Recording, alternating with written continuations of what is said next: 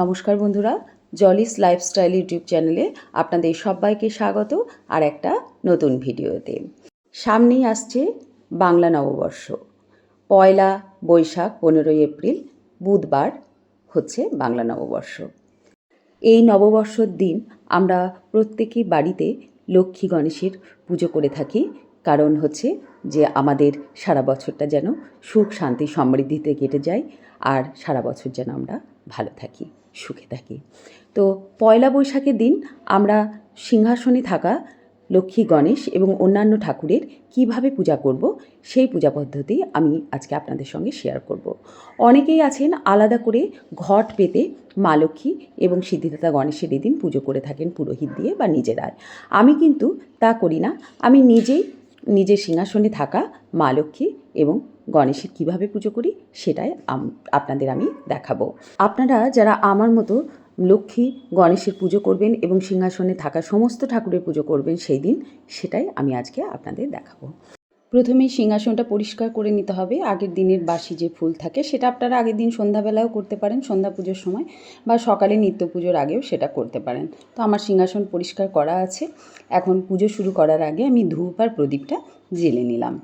এবার আলপনা দিয়ে দেব।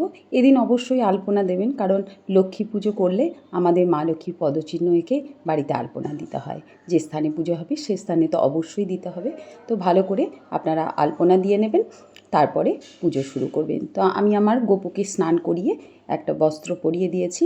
পয়লা বৈশাখের দিন অবশ্যই আমি আমার গোপুকে নতুন বস্ত্র পরাবো, আর তার সঙ্গে আমার শিবলিঙ্গ নন্দী মহারাজ এদের নিত্য যে স্নান করায় সেটা করিয়ে দিয়েছি। এখন একটা পরিষ্কার বস্ত্রে গঙ্গা জল, অগরু, গোলাপ জল নিয়ে আমি খুব ভালো করে প্রতিটা ঠাকুরের মুখ পরিষ্কার করে নিচ্ছি। এটা আমি প্রত্যেক দিনই করি। তারপর আমি গোপালকে, তার মহাদেবকে, নারায়ণকে শ্বেতচন্দনে তিলক পরিয়ে দিই, আর মা লক্ষ্মী, মা কালী, গণেশ দেবতা এই সমস্ত ঠাকুরকে আমি লাল চন্দনের তিলক পরিয়ে দিই, তারপর সিঁদুর পরিয়ে দিই। যে ঠাকুরকে যে চন্দন লাগবে সেই ঠাকুরকে সেই রকমের চন্দনের তিলক, সিঁদুরের তিলক আমি পরিয়ে দিই। তো আমি গোপুসোনাকে চন্দনের তিলক দিয়ে দিচ্ছি, তার সঙ্গে মহাদেব, সত্যনারায়ণ সকলকেই দিয়ে নিচ্ছি। তারপর লাল চন্দনের তিলক দিয়ে নেব মা লক্ষ্মী, গণেশ ঠাকুর, তারপরে আমার সিংহাসনে মা কালীর মূর্তি আছে, সেই মা কালীর মূর্তি, সবাইকে। তারপরে সিদ্ধিদাতা গণেশ, মা লক্ষ্মী, মা লক্ষ্মীর বাহন, মা কালী সকলকেই আমি সিঁদুরে তিলক পরিয়ে দেব। বাঙালির 12 মাসে 13 পার্বণের মধ্যে প্রথম পার্বণ হচ্ছে পয়লা বৈশাখ। এই পয়লা বৈশাখকে অত্যন্ত শুভ একটি দিন বলে মনে করা হয়। এই দিন যত আমরা ভালো ভালো কাজ করব, তাই আমাদের সারা বছর সেই ভালো চলবে। আর সেই শুভ সূচনাটা আমরা মা লক্ষ্মী এবং সিদ্ধিদাতা গণেশের পুজো করেই করি। তো শুধু তো মা লক্ষ্মী আর সিদ্ধিদাতা গণেশের পুজো করলে হবে না, আমাদের ঘরে তো আরও ঠাকুর দেবতা থাকে। তো সিংহাসনে সেই জন্য সমস্ত ঠাকুর দেবতাকে এই দিন খুব ভক্তি ভরে ভালো করে পূজা করতে হবে। তো আমি আমার গোপুসোনাকে সাজিয়ে নিয়েছি হার, বাঁশি সব কিছু দিয়ে, আর চন্দন সহযোগে 2টি ফুলের মালা আমি এই দিন গণেশ ঠাকুর আর মা লক্ষ্মীকে পরিয়ে দেব। এবার মাটিতে ফুলের পাপড়ি ছড়িয়ে নিচ্ছি। এখানে ফলের থালাগুলো আমি সাজিয়ে দেব, মানে ঠাকুরের সামনে আমি ফলের থালাগুলো সাজিয়ে দেব। এই দিন অবশ্যই তরমুজ, তারপরে শশা, আঙুর এই সমস্ত রসালো ফল দেবেন, কারণ গ্রীষ্মকালে এই ফলগুলো পাওয়া যায়, সেহেতু এই ফলগুলো আমরা এই দিন অবশ্যই ঠাকুরকে ভোগ হিসাবে নিবেদন করব। তার সঙ্গে অন্যান্য ফল এবং মিষ্টি দেব। অবশ্যই গণেশ ঠাকুরের প্রিয় মিষ্টি লাড্ডু এই দিন দেবেন। ভোগের থালা দিয়ে আমি জলের গ্লাসগুলো দিয়ে দিচ্ছি। এবার পুজো শুরু করব, তার আগে নিজেকে আচমন করে নেব।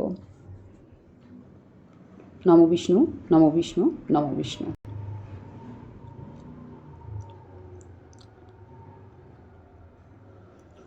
নম অপবিত্র পবিত্র বা সর্বাবস্থান গতহুপি বা যশ্বরের পুণ্ডরীকাক্ষ সবাজ্য অভ্যন্তরসূচি নমসূচি নমসূচি নমসূচি। তো ফুল শুদ্ধ করে নিচ্ছি।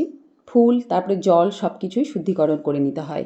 প্রথমে আমি লালাকে তুলসী পাতা দিয়ে নিলাম। নমো ভগবতে বাসুদেবায় নমঃ। তো প্রথমে গণেশ ঠাকুরের পুজো করে নেব। আমি চন্দন সহযোগে দুর্বার লাল জবা ফুল দিয়ে পুজো করে নিচ্ছি। নমো গাং গণেশায় নমঃ, নমো গাং গণেশায় নমঃ বলে গণেশ ঠাকুরের পুজো করে নিলাম। এবার একে একে সব ঠাকুরের পুজো করে নেব। নমো ভগবতে বাসুদেবায় নমঃ বলে আমি গোপালের পুজো করে নিলাম। এবার মহাদেবের পুজো করে নিচ্ছি। নমঃ শিবায় নমঃ, নমঃ শিবায় নমঃ। এরপর আমি লক্ষ্মী পুজো করার আগে সত্যনারায়ণের পুজো করে নেব। নমো ভগবতে বাসুদেবায় নমঃ। এখন লক্ষ্মী পুজো করে নিচ্ছি। নমস্ত্রিং লক্ষ্মী দেব্যই নমঃ, নমস্ত্রিং লক্ষ্মী দেব্যই নমঃ। এবার ফুল নিয়ে মা লক্ষ্মীর ধ্যান মন্ত্র বলবো। পাশাক্ষ মালিকাম্ভোজ শ্রী নির্ভার্য সৌময় পদ্মসনস্থাং ধায়চ শ্রিয়ং তৈলক্য মাতরম গৌরবর্ণাং স্বরূপাঞ্চ সর্বলঙ্কার ভূষিতাম রক্ষ পদ্ম ব্যাঘ্রকরং বরদাং দক্ষিণেতু। নমস্ত্রিং লক্ষ্মী দেব্যই নমঃ। এবার চন্দন সহযোগে দুর্বা বা ফুল নিয়ে মা লক্ষ্মীর চরণে 3 বার অঞ্জলি দেব। নমস্তে সর্বদেবানাং বরদাসী হরিপ্রিয়ে জাগতিস্তৎ প্রপনানাং স্বামী ভূ তদর্চনাথ। নমস্ত্রিং লক্ষ্মী দেব্যই নমঃ। এই মন্ত্র বলে 3 বার মায়ের চরণে অঞ্জলি দেব। 3 বারই চন্দন সহযোগে দুর্বা আর ফুল নিয়ে নেব। নমস্তে সর্বদেবানাং বরদাসী হরিপ্রিয়ে জাগতিস্তৎ প্রপনানাং স্বামী ভূ তদর্চনাথ। নমস্ত্রিং লক্ষ্মী দেব্যই নমঃ। এবার মায়ের বাহনের পুজো করে নিলাম। নম পেচকায় নম। তারপর সিংহাসনের থাকা সব ঠাকুরের পুজো করে নিলাম। এবার গণেশ ঠাকুরের প্রণাম মন্ত্র বলে গণেশ ঠাকুরকে প্রণাম করে নিচ্ছি। নম একদন্তং মহাকায়ং লম্বোদর গজাননম বিঘ্ননাশং করং দেবং হিরম্বং প্রণমাম্যহম বক্রতুণ্ড মহাকায় সূর্যকোটি সমপ্রভ নির্বিঘ্নম কুরু মে দেব সর্বকার্যেষু সর্বদা। জয় সিদ্ধিদাতা গণেশের জয়। এবার মা লক্ষ্মীর প্রণাম মন্ত্র বলে প্রণাম করে নেব। নম বিশ্বরূপস্য ভর্যাসী পদ্মে পদ্মালয়ে শুভে সর্বত পাহিমাং দেবী মহালক্ষ্মী নমস্তুতে। জয় মা লক্ষ্মীর জয়, জয় শ্রীলক্ষ্মী নারায়ণের জয়। আমি গোপালের ভোগে তুলসী পাতা নিবেদন করে দিচ্ছি, আর অন্যান্য ঠাকুরের ভোগে আমি ফুল নিবেদন করে দিচ্ছি।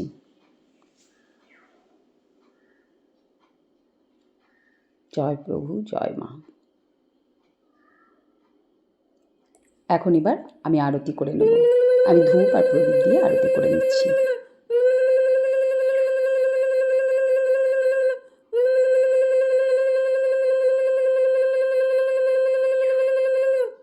জয় মা।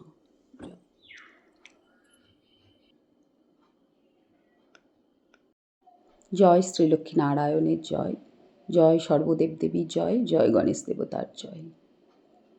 জয় প্রভু, জয় মা, মঙ্গল করো।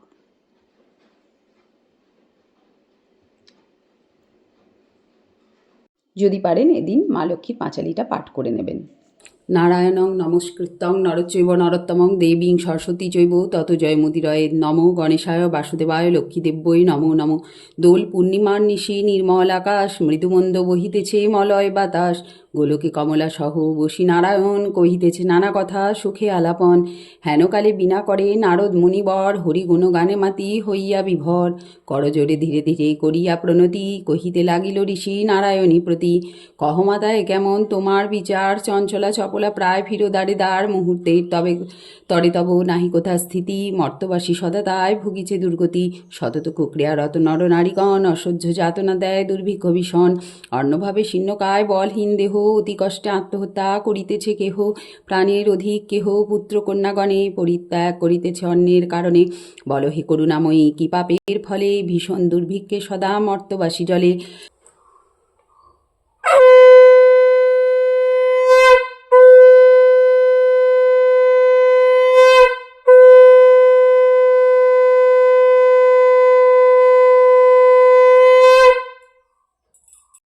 এবার আমি সর্বদেবদেবীর উদ্দেশ্যে প্রণাম করে নিচ্ছি।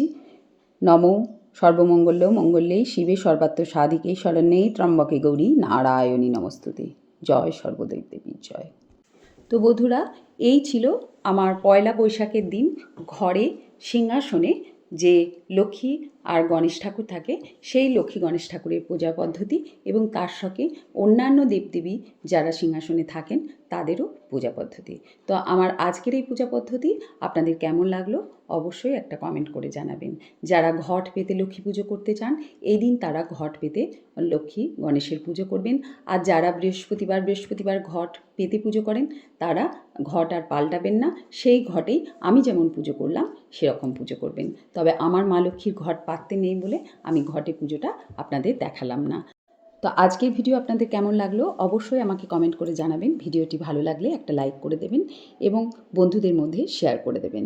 তো আজকের মতো ভিডিওটি এখানেই শেষ করছি। ভালো থাকবেন আপনারা, দেখা হবে আর একটা নতুন ভিডিওতে। অবশ্যই আমার চ্যানেল সাবস্ক্রাইব করে আমার পাশে থাকবেন। ভালো থাকবেন, সাবধানে থাকবেন, সুস্থ থাকবেন। ধন্যবাদ।